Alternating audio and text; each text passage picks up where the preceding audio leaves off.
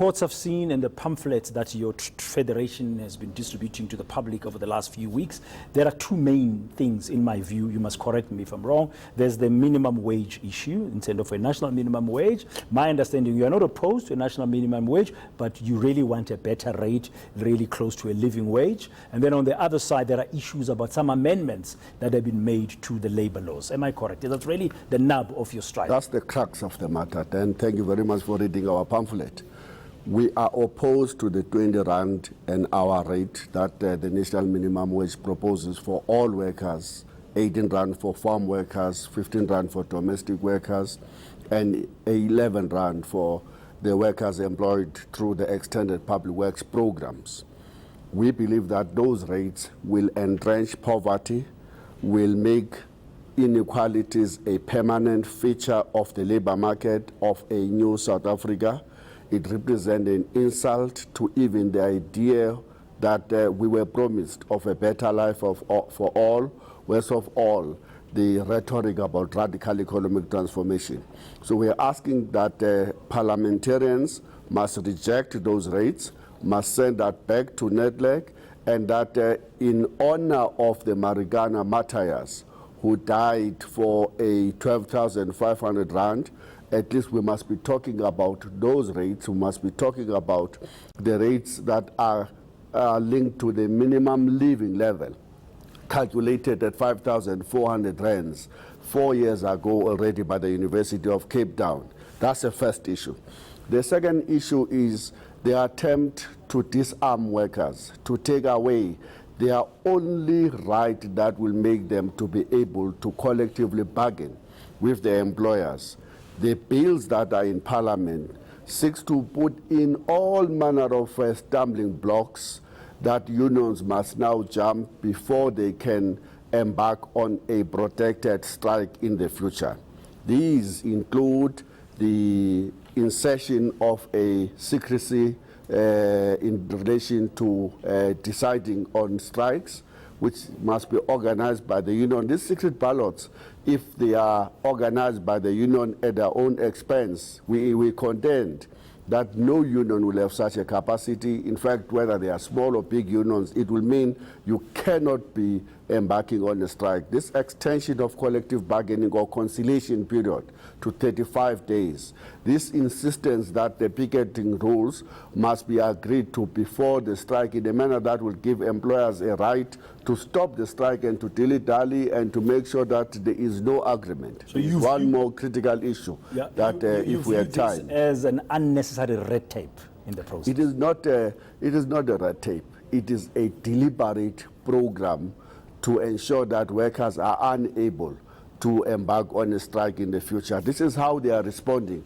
to the strike in Marikana, by ensuring that no more will workers be able to go on a protected legal strike in future in this country. Okay, now come Wednesday, do you expect thousands of your members to adhere to your call? I mean, Saftu is the second largest trade union federation in the country currently. The issues that we're raising goes way beyond the 800,000. And that's why we have sought and established a principle that this must be about unity of workers on the ground. Everybody that regard workers as an important player in the economy, whether they are in other federations or unemployed or not in any union, they are protected. They can participate in the strike without any employer being able to take any action against them. Okay, have you got a sense currently who else who's outside the Saftu family might join you, might support you in solidarity, as you say now, with your cause? We have over 20 unions at the beginning and 20 civil society organizations coming on board to say this is the most frontal attack we have seen on workers since the death of apartheid. We're happy with the support. We're making a call to political parties. We have written them letters. We're meeting some of them. We're calling on them to support us on Wednesday. And we don't want, and they must make a decision, by the way, themselves. Do they want to go down in the history as the people who disarmed the workers of this country at a time when workers need every tool that they can use to improve their lot. Yeah. Do you believe the strike was the only way you could get your voices heard? I mean, you've had the parliamentary process, for example, with the national minimum wage and some of the other amendments to basic employment conditions. There was a public process. I'm sure, I would assume rather, let me know I'm sure, because you'll tell me if I'm correct, that you made submissions as a trade union federation. So you were part of that process. Do you feel that you had to resort to a nationwide strike at a time when our economy is struggling? We are not responsible as workers for the struggling of this economy. We are now being made to pay for that. We have been, VAT have been imposed, a sugar tax have been imposed, a fuel levy have been imposed. All manner of other taxes, so-called sin taxes, are being opposed to resolve a crisis that workers did not create. That's the first point. Yes, we participated in the parliamentary process. I think we achieved two things already. One is the delay of the implementation away from the 1st of May, which would have represented such an insult on workers. On the very same day, they're supposed to be taking a serious beating from Parliament. Secondly, the parliamentarians, after listening to our cries, have now referred back the bills to the Department of Labor. But we are insisting that these bills must be referred back to a NEDLAC that is inclusive, that will ensure participation of bodies such as Saftu that are currently locked out of NEDLAC. Okay, coming back to the basic national minimum wage, you're not opposed to it, but you wanted to get a living wage. You said 4 years ago, University of Cape Town's research showed that it was about 5,400. If I'm an employer and I'm listening to this interview and I'm listening to your cousin, okay, what would I be paying? What would be that number? Is there such a number at this place that you are thinking about? That number will require the minimum just to keep workers' heads above the water, 5,400. But workers are died for 12,500 in Marikana. They march for 10,000, the outsourced workers throughout. But let's have a proper context of the discussion. People look at these figures and they know themselves that they will not be able to live on the 12,500. Me and you sitting here know that 12,500 is not a living wage itself.